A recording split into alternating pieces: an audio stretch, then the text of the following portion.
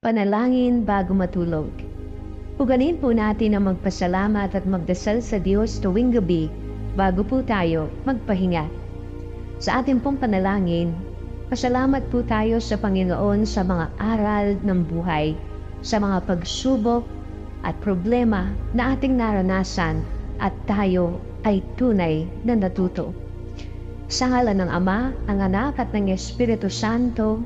Amen.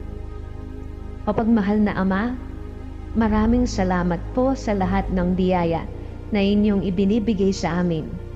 Nagpapasalamat din po kami sa mga aral na inyong itinuturo sa amin sa pamamagitan ng mga pagsubok na aming naranasan at patuloy na nararanasan sa buhay.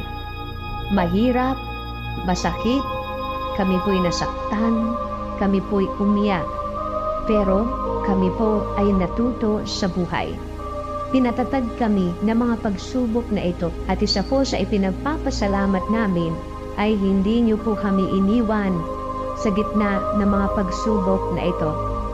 Tunay nga po na bumaba ang aming kalooban, natuto kaming magpakumbaba at natuto kaming magpasalamat sa mga aral ng aming buhay.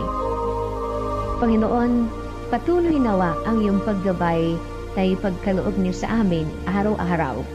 Sa ngalan ni Jesus na aming Panginoon. Amen. Sa ngalan ng Ama, ng Anak at ng Espiritu Santo. Amen.